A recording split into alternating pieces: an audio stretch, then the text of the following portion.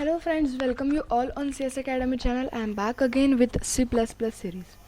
आजचा आपला lecture number 3 आहे आणि आपण C++ बघतो आहे. C++ चॅप्टर आपण सुरू केलेला आहे कम्प्युटर सायन्स 1 मधला आणि आजचा आपला लेक्चर नंबर 3 आहे. आत्तापर्यंत आपण इंट्रोडक्शन बघितलं आणि एक डिफरन्स बघितला की प्रोसिजरल ओरिएंटेड प्रोग्रामिंग आणि ऑब्जेक्ट ओरिएंटेड प्रोग्रामिंग याच्यामधला डिफरन्स आपण बघितला की काय आहे प्रोसिजरल ओरिएंटेड प्रोग्रामिंग आणि ऑब्जेक्ट ओरिएंटेड प्रोग्रामिंग याच्यातला डिफरन्स पाहिला. बरोबर, हे आपण मागच्या व्हिडिओमध्ये बघितलं. आता याच्यामध्ये कसं आहे की खूप कन्सेप्ट आहेत C++ मधल्या. याच्या आधी जर तुम्ही एखादी प्रोग्रामिंग लँग्वेज शिकलेली असेल तर तुम्हाला त्या कन्सेप्ट लगेच लक्षात येतील. पण जर तुम्ही एखादी नवीन लँग्वेज शिकायचं जर म्हणत आहात की C++ ही प्रोग्रामिंग लँग्वेज आहे आणि प्रोग्रामिंग लँग्वेज शिकण्यासाठी छोट्यातल्या छोट्या गोष्टींमध्ये कॉन्सन्ट्रेट करणं खूप गरजेचं आहे. सो आपण छोट्यातली छोटी गोष्ट घेणार आहे. बेसिकपासून C++ आपण स्टार्ट करणार आहे जेणेकरून तुम्हाला कुठल्याही क्वेश्चनमध्ये डिफिकल्टी येणार नाही बोर्डाच्या एक्झाममध्ये. याच उद्देशाने मीच पूर्ण लेक्चर्स बनवते आहे. सो आजचा आपला लेक्चर नंबर 3 आहे आणि या लेक्चरमध्ये आपण बघणार आहे की object base programming language, object base programming and object oriented programming. तर याच्यामध्ये दोन कन्सेप्ट आहेत. एक ऑब्जेक्ट बेस कन्सेप्ट आहे आणि एक ऑब्जेक्ट ओरिएंटेड कन्सेप्ट आहे.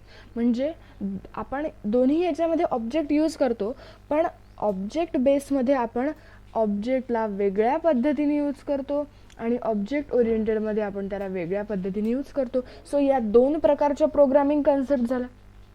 पहिले कोणती बघितली, एक POP बघितली आणि एक दुसरी OOP बघितली. म्हणजे प्रोसिजरल ओरिएंटेड प्रोग्रामिंग बघितलं, हा एक टाईप झाला आणि हा होता दुसरा ऑब्जेक्ट ओरिएंटेड प्रोग्रामिंग, हा दुसरा टाईप होता.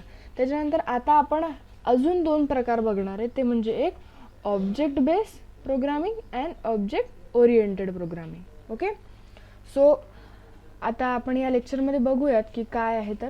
आणि सगळ्यात पहिले तुमच्यासाठी हे फ्री लेक्चर्स आहेत सगळे, तर प्लीज लाईक, शेअर आणि सबस्क्राईब करा चॅनलला. प्लीज जास्तीत जास्त लोकांपर्यंत शेअर करा. हे टोटल फ्री लेक्चर्स आहेत, याच्यामध्ये कुठलाही हे नाही आहे. So please like our channel, please subscribe our channel, hit the bell icon, please share with your friends. Okay, आपण C++ आता स्टार्ट केलेलं आहे. ऑलरेडी डेटा स्ट्रक्चर, HTML आणि मी टेलिग्राम ग्रुपवर काही IMP क्वेश्चन्ससुद्धा टाकले आहेत. तर कालच्याच व्हिडिओमध्ये मी टेलिग्राम ग्रुपवर एक HTMLचा क्वेश्चन टाकलेला होता. सो मॅक्झिमम तुम्ही तो सॉल्व करू शकता आणि तो आपण त्याचा पण व्हिडिओ मी HTML सिरीजमध्ये ऑलरेडी टाकलेला आहे. ओके, तर तुम्ही सगळी HTMLची सिरीजसुद्धा फॉलो करू शकता. डेटा स्ट्रक्चर ऑलरेडी आपलं झालेलं आहे, ऑपरेटिंग सिस्टम झालेलं आहे. सो आता आपण सुरू करतो आहे C++. तुम्हाला जर व्हिडिओ आवडत असतील तर प्लीज मला कमेंटमधून सांगा, कारण तुमच्या एका कमेंटनी मला खूप छान वाटते आणि मला एक नवीन मोटिवेशन मिळते की मी नवीन तुमच्यासाठी व्हिडिओ घेऊन येईन. ओके, प्लीज कमेंट करा व्हिडिओवर तुम्हाला जर व्हिडिओ आवडत असतील तर. आणि अजून कोणत्या जर नवीन व्हिडिओज, नवीन टॉपिकवर जर व्हिडिओ तुम्हाला पाहिजे असतील किंवा IMP क्वेश्चन्सवर किंवा ऑपरेटिंग सिस्टमचा एखादा जर तुम्हाला कन्सेप्ट क्लिअर नसेल झाला, डाऊट असेल, तरी मला कमेंटमध्ये सांगा. मी तुमचे डाऊट क्लिअर करण्याचा प्रयत्न करेन. ओके, प्लीज कमेंट करा, व्हिडिओला लाईक करा, शेअर करा आणि सबस्क्राईब करा चॅनलला. So let start our today's video, lecture number 3, object based programming and object oriented programming.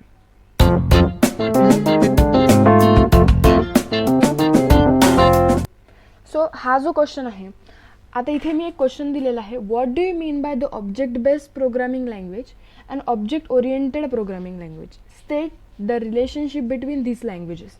आता हा जो क्वेश्चन आहे हा मार्च 2013 मध्ये विचारलेला प्रश्न आहे आणि खूप इम्पॉर्टंट आहे. असा क्वेश्चन बोर्डामध्ये फ्रेम होऊ शकतो. What do you mean by the object based programming language and object oriented programming language. त्याच्यामधली रिलेशनशिप विचारू शकतात, या दोघांमधली रिलेशनशिप विचारू शकतात. तर आपण या व्हिडिओमध्ये, या लेक्चरमध्ये आपण या दोघांमधली रिलेशनशिपच बघणार आहे. ओके, सो फर्स्ट आपण बघू ऑब्जेक्ट बेस्ड प्रोग्रामिंग लँग्वेज. सगळ्यात पहिले आपण बघू object based programming language. So first point is the language that supports the programming with object are said to be the object based programming language.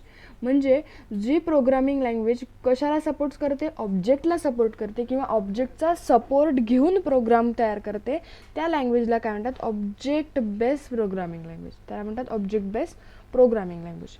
The language that supports a programming with object.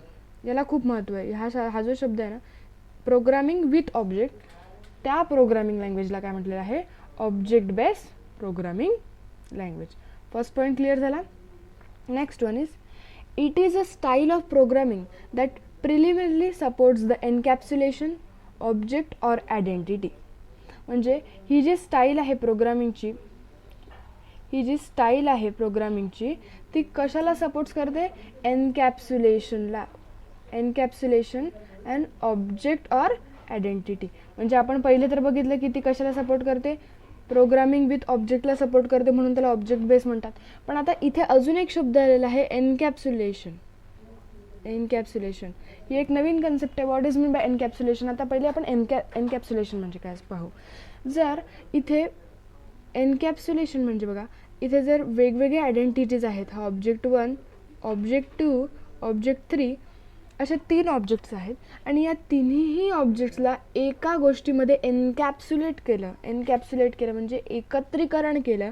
या तिन्ही ऑब्जेक्टचं एकत्रीकरण केलं आणि त्याला एका याच्यामध्ये bind केलं. Okay, एका याच्यामध्ये बाइंड केलं. सो त्याला काय म्हणतो आपण? एनकॅप्सुलेशन. ओके, जे वेगवेगळे ऑब्जेक्ट्स आहेत त्या वेगवेगळ्या ऑब्जेक्ट्सला एकत्र केलं आणि एक त्याच्यावर असं एक प्रोटेक्शन म्हणून एक त्याला सगळ्यांचं एकत्रीकरण केलं आणि त्याच्यामध्ये बाइंडिंग केलं. सो त्याला काय म्हणतात? Encapsulation. Encapsulation means the collection of various objects and encapsulated within one covering. That called as a encapsulation. Okay, म्हणजे या सगळ्यांना काय केलं? हे एनकॅप्सुलेट केलं एका कव्हरमध्ये. बरोबर आहे. जसं आपण सगळे फ्रूट्स एका बॅगमध्ये ठेवतो आणि ती बॅग घेऊन घरी येतो बाजारातून, तर त्याला आपण काय म्हणतो? की सगळे फ्रूट्स आपण एनकॅप्सुलेट केले आपल्या बॅगमध्ये. सो याच्यामध्ये हाच कन्सेप्ट आहे की हे जे सगळे ऑब्जेक्ट्स आहेत, या सगळ्या ऑब्जेक्ट्सला आपण या बॅगमध्ये टाकलं आहे. या ऑब्जेक्टला आपण सगळ्या बॅगमध्ये टाकलेलं आहे. ओके, त्याला म्हणतात एनकॅप्सुलेशन. अँड ऑब्जेक्ट म्हणजे एक आयडेंटिटी आहे, एक छोटासा आपण फ्रूट म्हणू. एक फ्रूट म्हणजे एक ऑब्जेक्ट है ना.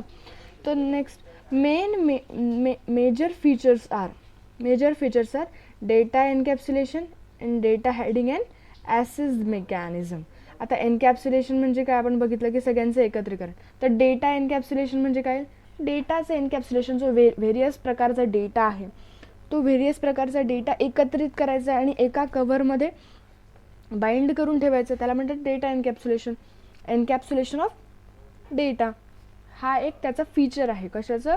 ऑब्जेक्ट बेस्ड प्रोग्रामिंग लँग्वेजचं. नंतर आहे data hiding. Data hiding means डेटाला हाईड करून ठेवणे. It's provide the security. Okay, data hiding आपण कशासाठी यूज करतो? की आपल्याला सिक्युरिटी प्रोव्हाइड करण्यासाठी. तर सिक्युरिटी आपण कोणापासून? जर एखादा एक्सटर्नल प्रोग्राम आपल्या प्रोग्रामचा डेटा यूज करू नये, आपल्या प्रोग्रामचा डेटा लीक होऊ नये दुसऱ्या एक्सटर्नल डिव्हायसेसने किंवा एक्सटर्नल प्रोग्रामने. आता समजा हा आपला एक प्रोग्राम आहे, याच्यामध्ये आपला काही डेटा आहे. ओके, तर हा डेटा एक्सटर्नल डिव्हायसेसने यूज करू नये, म्हणून इथे काय केलं जातं? काही हायडिंग टेक्निक्स यूज केल्या जातात. त्या हायडिंग टेक्निक्सला काय म्हणतात? Data hiding. ज्या टेक्निक्स डेटा हाईड करतात त्यांना काय म्हणतात? Data hiding. आणि अशा म्हणजे डेटा हाईड आपण करू शकतो की आपला जो डेटा आहे तो दुसऱ्यांना मिळणार नाही. आपण डेटा सिक्युरिटी पर्पजसाठी आपण डेटा हायडिंगला यूज करतो. ओके, नेक्स्ट आहे automatic initialization and cleanup objects. आता ऑटोमॅटिक इनिशियलायझेशन म्हणजे बघा, जर एखादा ऑब्जेक्ट आपल्याला पाहिजे आहे, तो आपल्याला स्वतःहून त्याला इनिशियलाइज करण्याची गरज नाही, तो ऑटोमॅटिक इनिशियलाइज होईल. हे पण एक त्याचं फीचर आहे. कशाचं? Object based programming.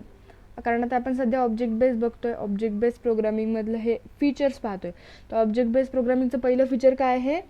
पहिलं फीचर आहे डेटा एनकॅप्सुलेशन, म्हणजे डेटाचे एकत्रीकरण करणे. दुसरं काय आहे? डेटा हायडिंग, म्हणजे डेटा हाईड करून ठेवणे. आणि तिसरं काय? Automatic initialization and cleanup the object. What is mean by cleanup the object? एखाद्या ऑब्जेक्टचं काम झालं तर त्याची स्पेस काय करायची? फ्री. त्याची स्पेस काय करायची आपण फ्री करायची. ओके,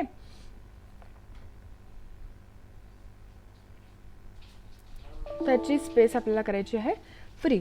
तो सो ते ऑब्जेक्ट काय करून टाकायचे, क्लीन करून टाकायचे. ते ऑब्जेक्ट काय करायचे आपल्याला क्लीन करायचे. हे पण एक त्याचं मेन फीचर आहे. नेक्स्ट आहे ऑपरेटर ओव्हरलोडिंग. ऑपरेटर ओव्हरलोडिंग याचा अर्थ असा आहे की आपण ऑपरेटर्स यूज करतो. What is mean bye operator? The operator which performs the operation. What is operation? आता आपण ऑपरेशन जर म्हणू तर एखादा आपण हे पहा, तर plus, minus, multiplication, division, these are the operations, है ना. आपण प्रोग्रामिंग लँग्वेज मॅथमॅटिकल ऑपरेशन्स आहेत नाही, हे मॅथमॅटिकल ऑपरेशन्स आहेत. आणि हे काय आहेत? हे आहेत ऑपरेटर्स. हे काय आहेत? ऑपरेटर्स, है ना. हे ऑपरेटर्स आहे आणि हे ऑपरेशन्स परफॉर्म करतात ना, म्हणून त्यांना काय म्हणतात ऑपरेटर्स. आता या ऑपरेटरला एक वेगळं मिनिंग प्रोव्हाइड करणे. आता ओव्हरलोडिंग म्हणजे काय? ओव्हरलोडिंग म्हणजे एखाद्याचं नाव सेम आहे, म्हणजे दोन गोष्टी आहे बघा. आता इथे एक ही पहिली एंटिटी आहे आणि ही आहे दुसरी. या दोघांचं पण नाव सेम आहे.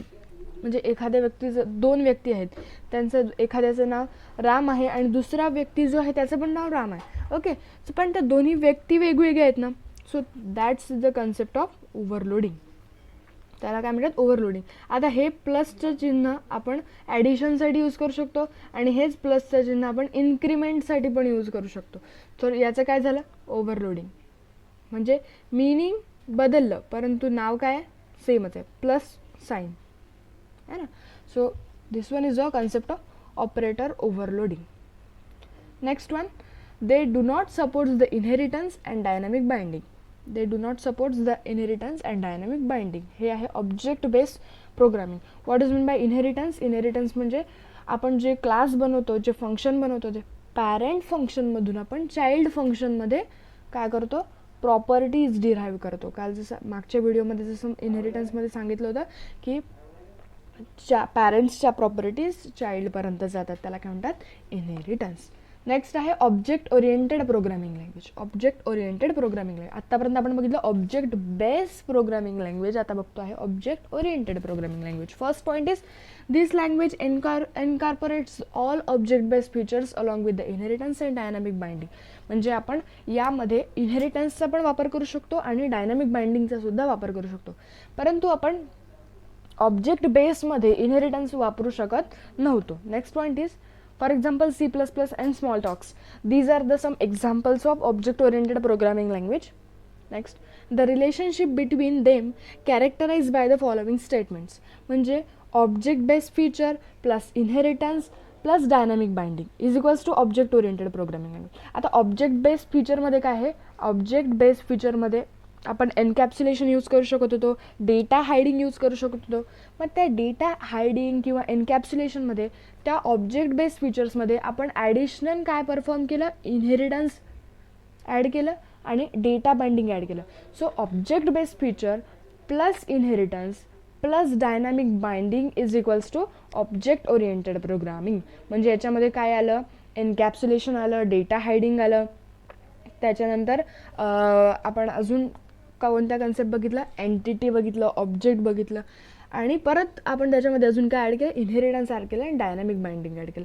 हे सगळ्यांचे मिळून काय बनलं? Object oriented programming language. Okay, so these are the two main programming language concepts, the object based programming language and object oriented programming language. Okay, जर तुम्हाला व्हिडिओ आवडला असेल तर प्लीज लाईक करा आणि कमेंटमधून सांगा मला की तुम्हाला माझं शिकवण आवडतं आहे का. Thank you so much for watching this video. तुम्ही टेलिग्राम ग्रुप जॉईन करा, मी तिथे नोट्स टाकतेच आहे आणि वेगवेगळे IMP क्वेश्चनसुद्धा पोस्ट करणार आहे. सो तुम्ही डिस्क्रिप्शन बॉक्समध्ये मी लिंक दिलेली आहे किंवा व्हिडिओच्या कोणत्याही डिस्क्रिप्शनमध्ये मी लिंक टेलिग्रामची प्रोव्हाइड केलेलीच आहे, तर तुम्ही टेलिग्राम ग्रुप